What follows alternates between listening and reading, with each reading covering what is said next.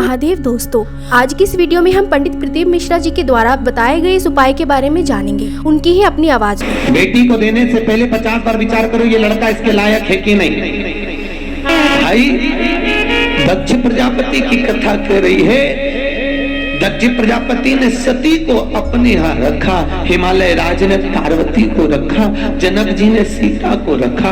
जब तक बेटी घर में रहे तो समझना भगवान की करुणा है और खूब प्रेम से रखो। ना जाने उसके किस्मत में, उसके भाग्य में तुम करोड़पति का घर भी देख कर दे दोगे तो ना जाने क्या उसकी किस्मत है और कितना उसको मिलना है।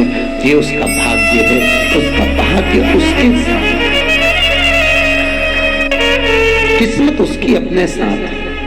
आप बहुत अच्छा देख कर देते हो। कई लोग कहते हैं बेटी की विदाई में सबसे ज्यादा मां रोती है, पर शिव महापुराण कहती है बेटी की विदाई में जितना बाप रोता है शायद उसके बराबर कोई नहीं रोता होगा, क्योंकि बेटा माँ को प्रिय होता है और बेटी, अरे बोलो तो, बाप को प्रिय,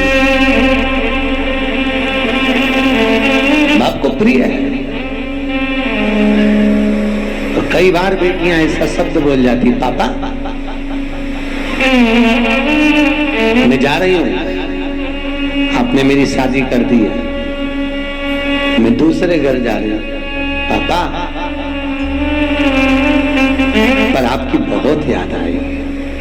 पापा सुनो, तुम्हारा स्वास्थ्य ठीक नहीं रहता, शुगर बढ़ी रहती है, कुछ ले लिया करो दवाई। और बेटी जब घर से विदा होती है ना, तो केवल बेटी अगर घर से जाती है तो अपने पापा का मुख देखती है बार बार। लोग कहते हैं गाड़ी में बैठने से पहले विदाई के समय पर बेटी घर को नहीं देख रही है, पिता को देख रही है और फिर घर को घूम कर देखेगी। मम्मी से कहती, मम्मी मेरी विदाई हो रही है। और आजकल तो होटलों से विदाई हो जाती है, धर्मशाला भवनों से, गार्डन से विदाई हो जाती है।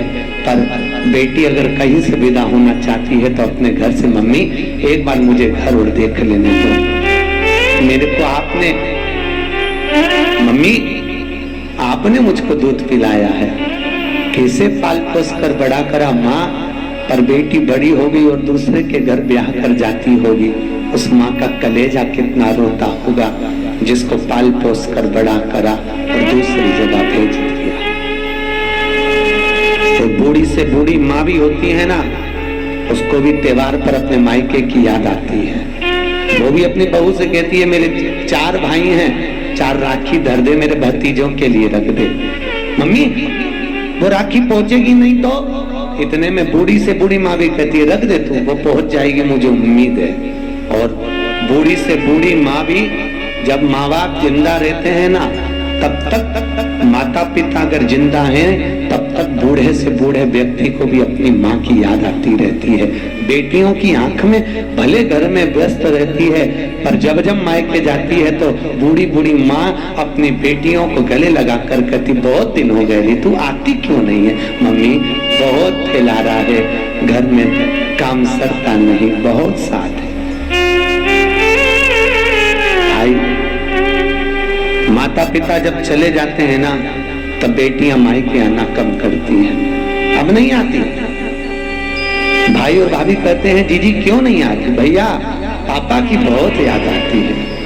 और माँ बाप से निवेदन है अपनी बेटी को कभी दूर गांव मत बिहाओ, बहुत दूर भेज देते हो भाई तो मुंह देखने के लिए तरस जाती है।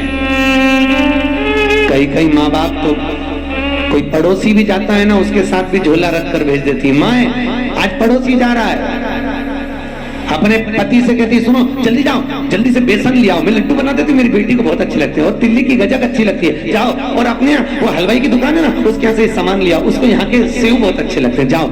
और कोई जा रहा हो बेटी के घर, पूरा झोला बांध के उसमें रुमाल बांध कर माँ उस थैली को तैयार कर दे देती और कहती मेरी बेटी को दे देना। कहना अब की बार कोई आ नहीं पाया, और बेटी को जब देता है ना तो बेटी सबसे पहले पूछती है काका जी आप आए, मेरे पापा कैसे हैं, मेरी मम्मी कैसी है।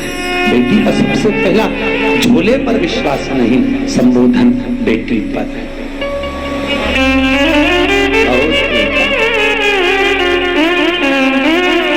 यहाँ भी मेरी बहनें बैठी हैं, माताएं बैठी हैं, जीजियों, ईमानदारी की बात है, कैसे आप लोग अपना घर छोड़कर आते होगे, दरवाजे को जब देखते हो और कई बार अपने खिलौने के कमरे में भी जाते होगे। अभी भी शादी होने के बाद भी आपको अगर मायके की याद आती होगी ना, तो पापा के साथ बैठकर खाई हुई वो रोटी जरूर याद आती है।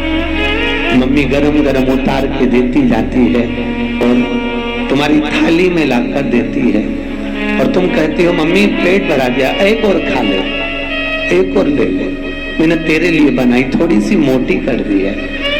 तुम्हें याद आती होगी माँ जो पतली पतली दाल बना देती होगी एकदम पानी जैसी, क्योंकि जब तुम थे तब उसकी परिस्थिति नहीं थी, ना जाने किस परिस्थिति में तुम्हारा विवाह करा होगा, कैसे परिणा कर भेजा होगा। रात रात भर माँ बाप ही जगते रहे तुम्हारी शादी के समय पर, और बाप ने अपनी पत्नी से कहा जो जो उसको अच्छा लगता है उसकी पेटी में रख दे, उसकी अटैची में रख दे। सुनो, उसको थोड़े से कोई फ्रिज कोई कूलर दे दे, तो पैसे नहीं है, मैं कर्जा कर ले आऊंगा, उसको दे दे। कोई माँ बाप बेटी को विदा करता है, क्या निर्देश आप, उसने अपने प्राण तक निकाल देता है, सब कुछ दे दिया। बेटियां पूंजी है, सावधान है, बहुत बहुत पूंजियां है। ऐसा परिवार, माँ सबसे पहले मायके में भोजन करती थी और यहाँ सबको खिला देती है, आखिरी में 2 रोटी लेकर बैठती है ना, तब याद आती मम्मी तू सबसे पहले खिलाती थी, आज कोई पूछने वाला नहीं। आज बहुत याद आती है तेरी रोटी की माँ, और बहुत याद आती है माँ तू, तेरे द्वारा दिया हुआ मेरा ज्ञान। माँ कभी तो आया कर हमको देखने के लिए,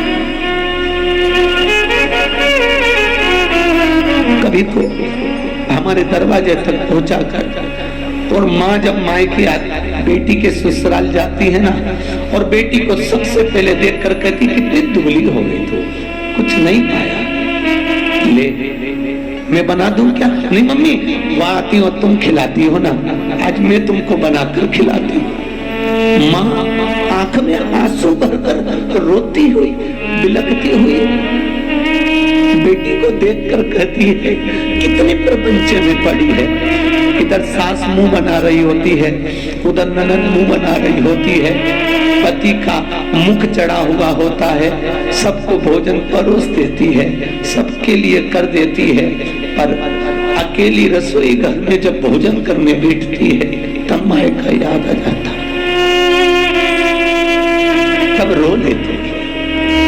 नहीं सहन होता तो कमरे में चली जाती है और जाकर एकांत में जब मायके पहुंचती है, पापा पूछते हैं कैसी है रे तू? पापा मैं अच्छी हूँ। कितना दिल में दर्द लिए हुए, कितना दुख लिए हुए, कितनी तकलीफ लिए हुए बेटी अपने जीवन का निर्वाह करती है। दक्ष प्रजापति की कथा कह रही है, दक्ष प्रजापति ने सती को अपने यहाँ रखा, हिमालय राज ने पार्वती को रखा, जनक जी ने सीता को रखा। जब तक बेटी घर में रहे तो समझना भगवान की करुणा है, और खूब प्रेम से रखो। ना जाने उसके किस्मत में, उसके भाग्य में तुम करोड़पति का घर भी देख कर दे दोगे तो ना जाने क्या उसकी किस्मत है और कितना उसको मिलना है। ये उसका भाग्य है, उसका भाग्य उसके साथ, किस्मत उसकी अपने साथ। आप बहुत अच्छा देख कर देते हो माँ बाप, हम तो कहते हैं बेटी लक्ष्मी और गाय गौ माता, 50 बार विचार कर देना कि ये किसको दे रहे हैं। बेटी को देने से पहले 50 बार विचार करो ये लड़का इसके लायक है कि नहीं। गौ माता को, ब्राह्मण को जब दान करो तो कहते हैं लोग हम हमारे पिता के निमित्त से गाय का दान दे रहे हैं। गाय का दान तुम ब्राह्मण को दे रहे हो, ब्राह्मण को दिया, ब्राह्मण क्या खुद रहने की जगह नहीं, वो चांद पिता के निमित्त से गाय का दान दे रहे हैं। गाय का दान तुम ब्राह्मण को दे रहे हो, ब्राह्मण को दिया, ब्राह्मण क्या खुद रहने की जगह नहीं, वो चांदी के खुर, सोने के सींग के चक्कर में, बाल्टी और डब्बे के चक्कर में गौ माता को ले गया। जब तक गाय ने दूध दिया तब तक बांध के रखी, फिर वो बेच दी, बेचते बेचते कसाई के हाथ में चली गई। गाय जब कटी तो जिसने दान दिया था उसको दोष लगा, लेने वाले को नहीं। इसलिए बेटी, गाय और लक्ष्मी, पैसा भी हमेशा सोच समझ कर दीजिए कि किसको दे रहे हो। कहीं किसी ऐसे भिखारी के कटोरे में पैसा मत डालो कि उस भिखारी ने लेकर वेश्यावृत्ति में लगा दिया, जुए में लगा दिया, मदिरा पान में लगा दिया, मांसाहार में लगा दिया। अगर लक्ष्मी किसी गलत जगह पर जाती है तो दान करने वाले को रोना पड़ता है। बेटी गलत जगह जाती है तो कन्या दान करने वाले को रोना पड़ता है। गाय गलत जगह जाती है तो दान करने वाले को रोना पड़ता है। इसलिए देने से पहले बेटी, गौ और लक्ष्मी 50 बार विचार करना कि किसको दे रहे हो, सही जगह जा रही कि नहीं जा रही। वीडियो अच्छा लगे तो वीडियो को लाइक जरूर करें और हमारे चैनल को सब्सक्राइब करना ना भूलें।